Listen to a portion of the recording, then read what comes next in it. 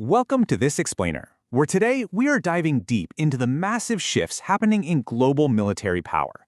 Right now, the world is rearming at a pace we really haven't seen in ages, and all the old rules, they're being completely rewritten. Yeah, that's absolutely right. In 2026, those old ways of measuring power, like just counting up tanks or soldiers, are pretty much out the window.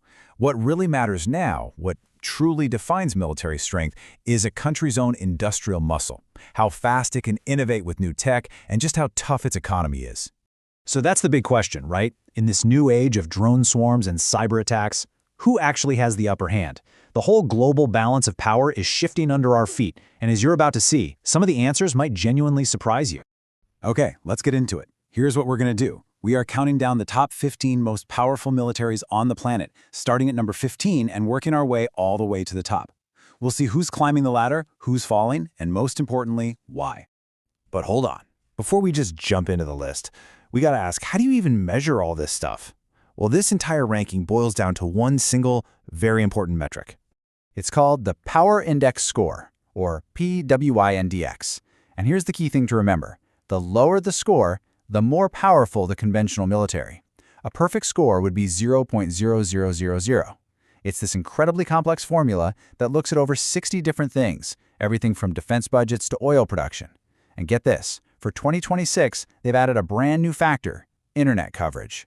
That just shows you how vital digital infrastructure is to modern war. Okay, now that we've got that covered, let's start climbing the ladder. We're going to kick things off with a pretty diverse mix of countries that really make up the core of this top 15 list. All right, kicking things off at number 15, we've got a real regional heavyweight in the Middle East, Israel. With a power index of 0.2707, Israel's strength isn't about having the biggest army. It's all about what they call qualitative superiority. Think about their cutting-edge defense systems, Iron Dome, Arrow, David Sling. That's what gives them a massive technological advantage in their neighborhood. Coming in at number 14 is Pakistan. And whoa, this is a big one, because their new ranking represents one of the most significant drops on the entire list. I mean, think about it. Just a couple of years ago, Pakistan was sitting pretty at number 9. So what happened? Well, it boils down to something experts are calling a crisis of sustainment. See, the power index really punishes countries with weak economies, and with major financial problems and a heavy reliance on buying military gear from other countries, especially China, Pakistan's ability to actually sustain a long fight has really taken a hit. And Pakistan's economic troubles really hammer home a key theme you'll see throughout this ranking, the power of industry and economics. And there is nowhere that's more obvious right now than in Europe, where a massive military reawakening is underway. Faced with new threats, the continent is pouring money into defense, and it's changing their entire security landscape. And leading the charge here is what's being called the German turn. Berlin has literally doubled its defense budget since 2021, making it Europe's biggest spender and rocketing it up to number 8 on our list. And this is part of a bigger trend. Italy is holding strong at number 10. The UK, also boosting its spending, stays put at number 7. And France, which is still focused on its nuclear forces and powerful navy, has actually climbed up to number 6. At number 9, we find another major regional power, one that has absolutely mastered a new kind of warfare, Turkey. So how are they doing it? Well, Turkey's influence is exploding, and it's all thanks to their homegrown arms industry. Specifically, they've kickstarted what people are calling the revolution in low-cost precision warfare, with their absolutely game-changing Bayraktar drones, which have totally reshaped how battles are fought all over the world. Okay, now we're getting into the real heavy hitters, the top 5. And what's fascinating here is that we find two Asian giants who are taking totally different roads to the top.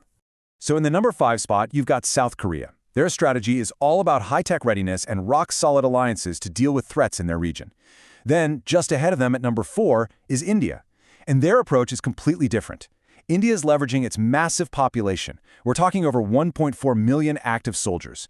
And its Make in India program to build up its own manufacturing. The goal here is to stop relying on other countries for gear and to build a blue water navy. That's a fleet that can operate anywhere in the world. All right, here we go. We have reached the absolute peak of the pyramid.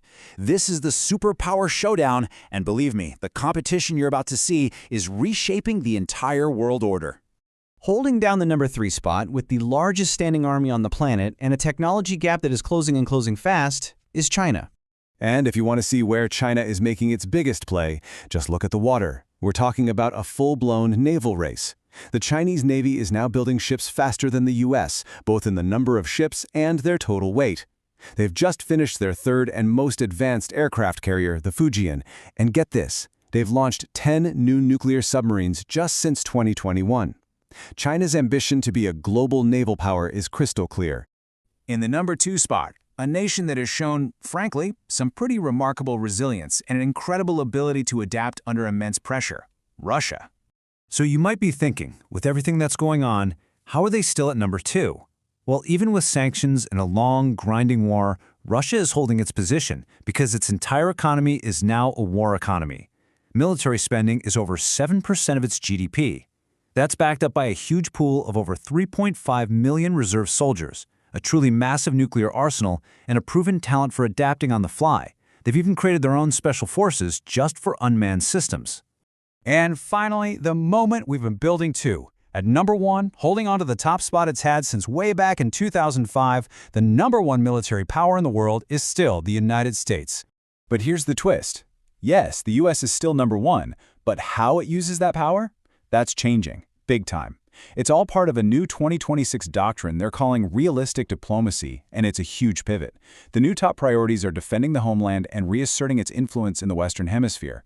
It's basically a modern version of the old Monroe Doctrine, and we saw it in action in January 2026 with Operation Absolute Resolve in Venezuela. Okay, so we've gone from 15 all the way to number 1. What's the one big takeaway from all this? The single trend that defines this whole new era of global power. Well, first, just look at this number. This entire global shift is being fueled by an absolutely staggering amount of cash. Globally, we're talking more than $2.63 trillion in military spending. And a huge chunk of that money is flowing into one specific area.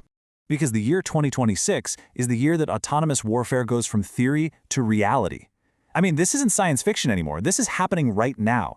AI-powered drones, automated weapons, unmanned systems, these are now standard core parts of the battle plan for every single major military on this list. And that brings us to one last really big question to think about. As we hand over more and more of these life and death decisions on the battlefield to machines and algorithms, does the risk of a catastrophic human mistake actually go up, or does it go down? That is the question that's going to define global security for decades to come.